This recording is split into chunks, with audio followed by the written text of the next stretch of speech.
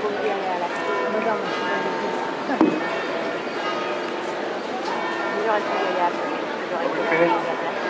can go back to your seat.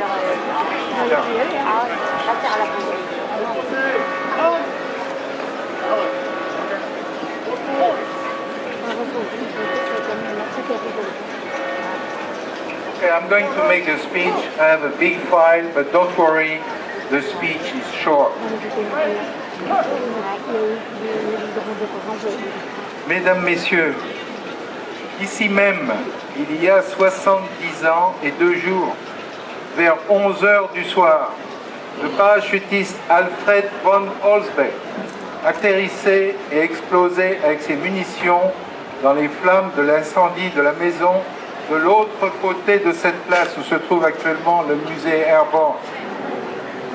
Le parachutiste John Steele restait accroché au clocher de cette église. Dans le village et dans les villages alentours, Chef-du-Pont, La Fière, Amfreville, 40 ans, Saint-Côme-du-Mont, Sainte-Marie-du-Mont, les parachutistes des 82e et 101e Airborne s'engageaient dans de féroces combats.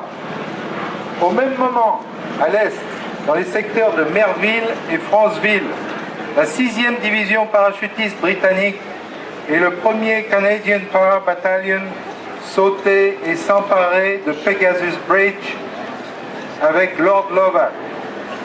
Les commandos de la brigade SAS attaquaient leurs objectifs.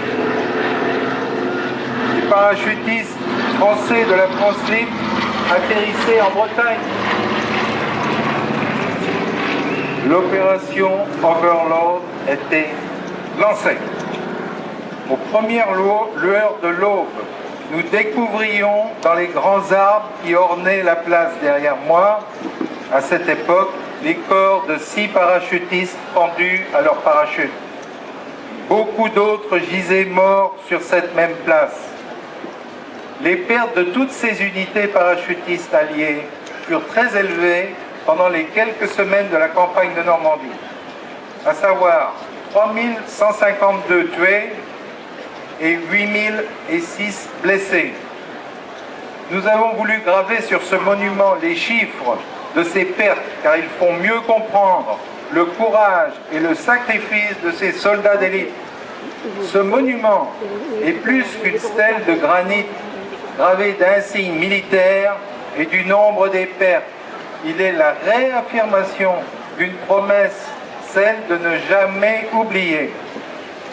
Ces parachutistes, dont beaucoup avaient moins de 20 ans, étaient tous volontaires.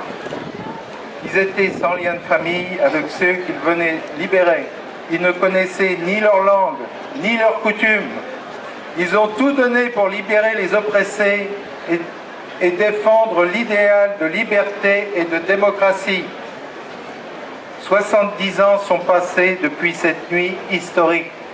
Pour nous tous, ce n'était rien moins qu'un miracle venu du ciel.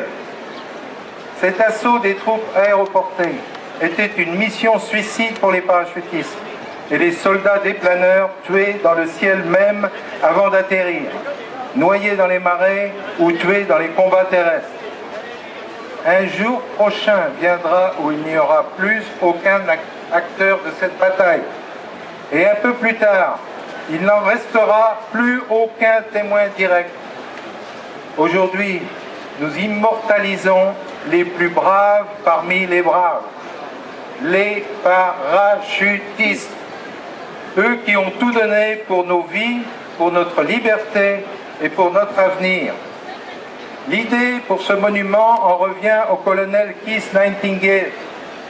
Il a imaginé ce symbole commémoratif placé sur la place de notre village. Un village devenu une icône pour les vétérans qui reviennent chaque année, comme mon père Alexandre Renaud l'avait prédit dans son livre écrit dès 1945. Notre association, les AVA, à savoir les Amis des vétérans américains, a décidé d'ériger ce monument. Nous sommes profondément reconnaissants à tous les donateurs de Normandie, de toute la France et de nos chers amis américains. Nous sommes également très reconnaissants à nos amis vétérans et à leurs familles d'avoir assisté à cette inauguration. Ce monument leur est dédié, ainsi qu'à leurs camarades tués au combat. À tous les parachutistes, nous témoignons notre profonde admiration et notre respect. Vive les parachutistes!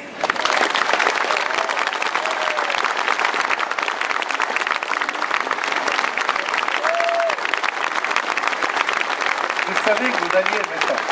Il y a quand même beaucoup de parachutistes dans la...